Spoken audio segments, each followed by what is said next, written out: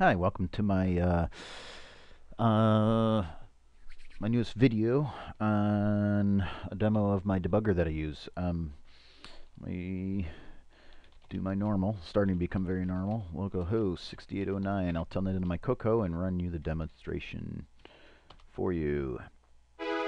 And what we have is a project called CCDB. It's a CoCo debugger. It's more of a debugging protocol. What is it? It is a small bit of software that runs on the CoCo3. It is approximately 704 bytes long. It is discrete and static. It will not work with pick coding. Allows any TCP client to control your CoCo completely and needs some good TCP clients. Why did I write it? Because I wanted a debugger. So you can make a debugger, you can make a program loader, you can make something that plays with the gimme registers, and you can make a debugging loader that plays with the gimme registers. Works on a real CoCo3. It's interactive and tethered. Run it headless. Where is it? It sits on your CoCo3. The client software sits on your network computer. How about writing a CoCo that controls a CoCo? When? As soon as you write some client software for it, I have written a simple debugger. How does this work? It uses Drivewire 4. Your subject CPU state, your program that you're debugging, calls SWI to yield to the debugger.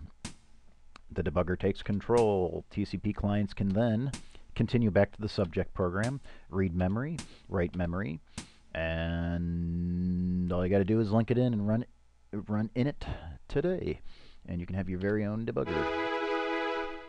Okay, so we're going to leave that, and I'll give you an actual demonstration of how this all works. We are going to actually flip over to a program I've been working on. This is my operating system, and this is the init task. And I want to debug this part of the init task. It's a really boring part of code, but it just goes to show how it all works.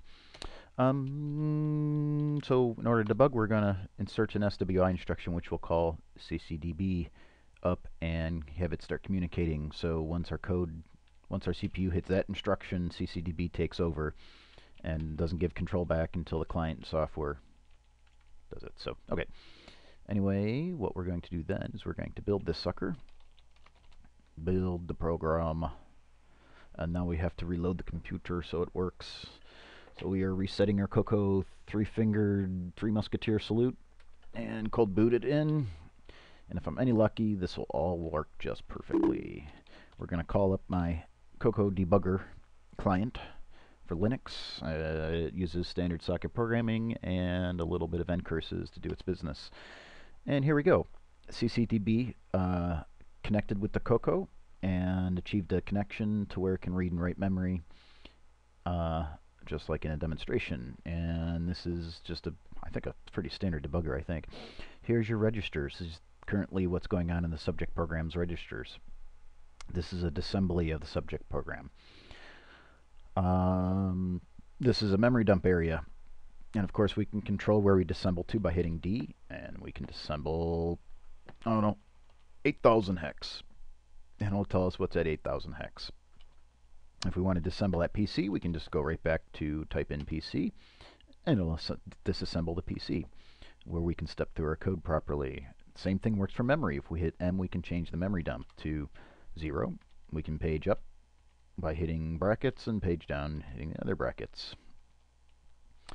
If we want to follow a register with the memory dump, we can hit S and it'll follow the stack register. You can follow any 16-bit register with the memory dumps. So we have a memory dump. We're showing our stack. Basically, this shows us our stack. It echoes the stack pointer, so the values make sense. And we're disassembling our code that we have right here. So we stop the code at this. So we're going to show load A, add 1 to it. And that's what we have. We're going to load A and add 1 to it. So if we hit S, we will step through that and we'll watch our registers and our memory change likewise. So we're going to load A with 3. We're going to step through that program. The debugger gets the debugger modifies the subject program's memory to make sure that it gets control back after the next instruction. And it loaded A with 3. We're going to hit S again and it's going to add 1 to A. We're going to get 4.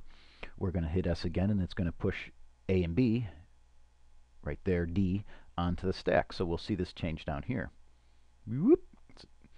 And we're going to pull it into the X register. Whoop.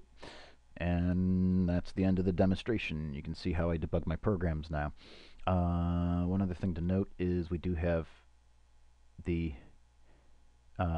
code condition register, and this will give us our flags of the code to see how we're running. So anyway, thanks for watching. Bye-bye.